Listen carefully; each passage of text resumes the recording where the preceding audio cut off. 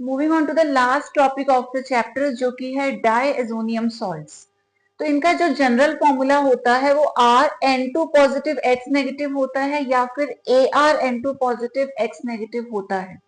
यहाँ पर R का मतलब होगा एल्काइल ग्रुप और Ar का मतलब हो जाएगा एराइल ग्रुप यानी कि बेंजीन रिंग। ये जो X है यहाँ पर जनरली हम लोग जो रिएक्शंस देखते हैं उसमें ये हेलोजन होता है, तो it can be Cl negative और Br नेगेटिव।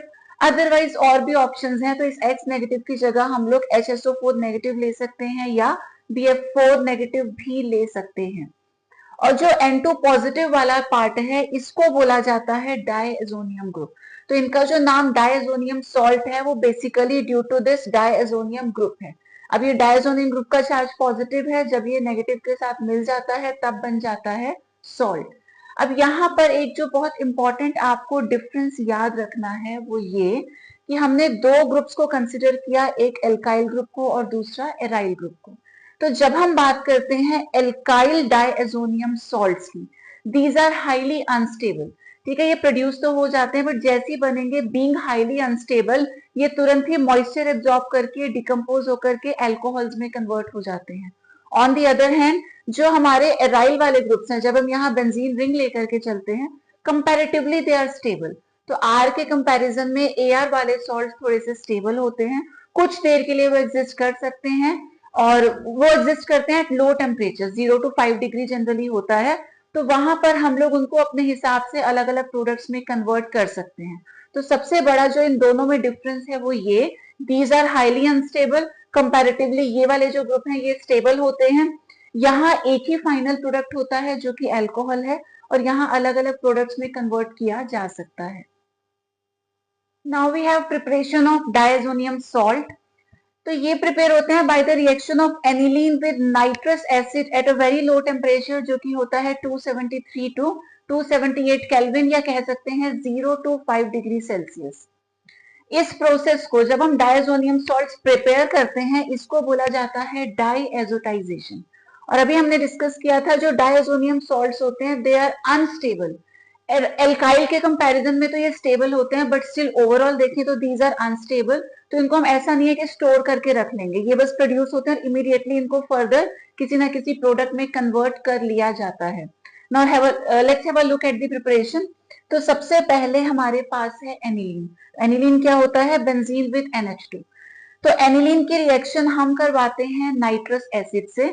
यहाँ पर डायरेक्ट नाइट्रस एसिड यूज नहीं किया जाता, वो रिएक्शन में ही प्रिपेयर होता है bye the reaction of sodium nitrite with HCl। तो ये दोनों जब आपस में रिएक्ट करेंगे यहाँ से HNO2 प्रोड्यूस होगा, HNO2। तो ये जो नाइट्रस एसिड है फर्दर ये रिएक्ट करेगा एंड देन जो एनिलीन हमने लिया था this will be converted into diazonium halide.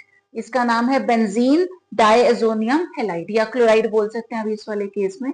और NaCl और वाटर हमको मिलेंगे एज साइड प्रोडक्ट्स। तो इसका नाम भी आप जरूर ध्यान रखना, दिस इज बेंजीन डाइएजोनियम। अभी क्योंकि Cl है तो क्लोराइड है, जनरल X लिखा होता तो हैलाइड बोल देते हैं इसको। अब बात करते हैं इनकी केमिकल प्रॉपर्टीज की। तो जो डाइएजोनियम सॉल्ट्स होते हैं ये दो टाइप की रिएक्शंस शो करते हैं, दो टाइप की इनकी केमिकल प्रॉपर्टीज होती हैं। एक वो जहां पर जो इनका डाइएजोनियम ग्रुप है वो रिप्लेस हो जाता है, ठीक है, तो this is displacement of nitrogen. N2 वाला ग्रुप है जो वो लीव करके चला जाता है। और दूसरी वो रिएक्शंस हैं जहां पर डाइएजो ग्रुप का रिटेंशन होता है, वो छोड़कर जाता नहीं है, it stays there only in the product. तो जो डिस्प्लेसमेंट ऑफ नाइट्रोजन है यहाँ पर आप ये समझ लो कि जो डाइएजोनियम ग्रुप है this is a very good leaving group, तो बहुत जल्दी ये चला जाता है ताकि नया प्रोडक्ट बन सके।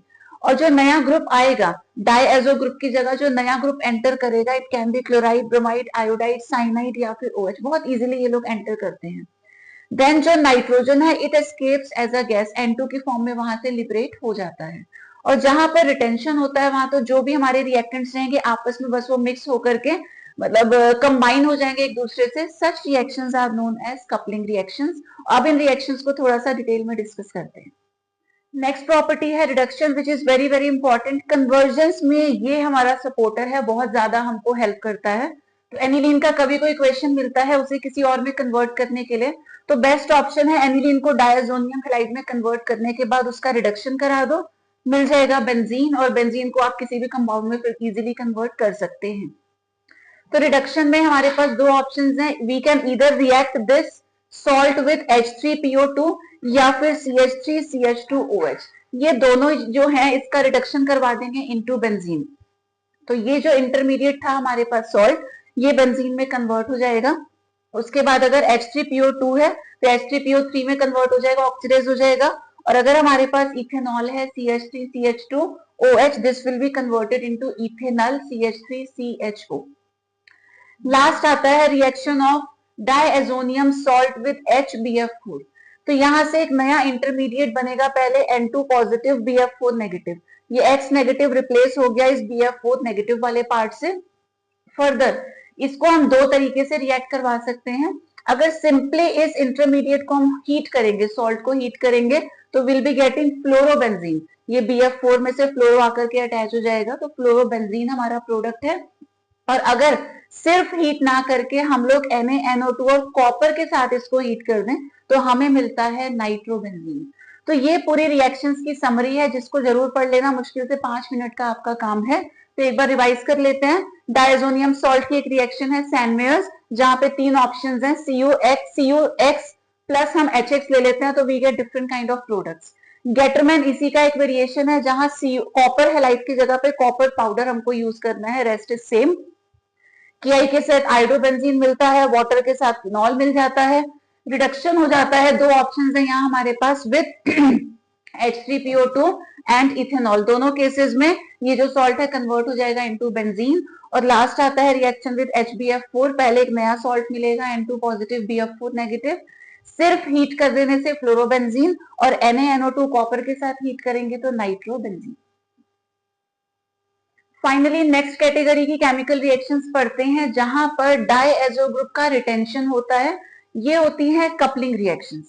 तो यहाँ दो ऑप्शंस हमारे पास हैं, एक में जो बेंजीन डायजोनियम हैलाइड है वो रिएक्ट करता है फिनॉल से, और दूसरे केस में रिएक्शन होती है विद एनिलीन। तो यहाँ इन दोनों कंपाउंड्स का जो पैरा पोजीशन वाला हाइड्रोजन है वो आकर के रिएक्ट करेगा। तो फिनॉल का ये OH है, ये हो गई पैरा पोजीशन, यहाँ एनिलीन में NH2 ग्रुप, और ये है पैरा पोजीशन। तो जब यहाँ रिएक्शन होगी, in case of phenol reaction होगी बेसिक मीडियम में, यहाँ से ये HCl एलिमिनेट हो जाएगा और बाकी जो दो ग्रुप्स हैं they will combine with each other, couple हो जाएंगे, इसीलिए इसको कपलिंग रिएक्शन बोलते हैं। तो ये आप इतना पार्ट यहाँ से रिमूव करके बाकी दोनों को मर्ज कर दो, तो ये जो प्रोडक्ट हमको मिलता है इसको हम बोलते हैं पैरा हाइड्रोक्सी एजोबेंजीन। ये हो गया एजो, ये हो गई बेंजीन, और पैरा पे क्या है, हाइड्रोक्सी। तो this is para hydroxy azobenzene. In the same way जब रिएक्शन होती है एनिलीन के साथ तो क्या डिफरेंस है, बस ये OH की जगह पर हमारे पास NH2 ग्रुप है, बाकी सब कुछ सेम रहेगा। This part will be eliminated, बाकी जो दो पार्ट्स हैं दे विल कंबाइन टुगेदर, और यहाँ जो हमको प्रोडक्ट मिलता है it is known as para amino azobenzene. तो ये एजो हो गया, ये बेंजीन हो गया, और पैरा पोजीशन पे एमिनो प्रेजेंट है। अब जो पहला वाला हमारा प्रोडक्ट है विद फिनॉल, ये ऑरेंज कलर का होता है, और जो दूसरा है विद एनिलीन ये होता है येलो कलर का, और दोनों ही जो कंपाउंड हैं ये एज डाई यूज किए जाते हैं। तो ये दोनों डाइज हैं, तो पहली वाली हो गई ऑरेंज डाई और दूसरी वाली है येलो डाई।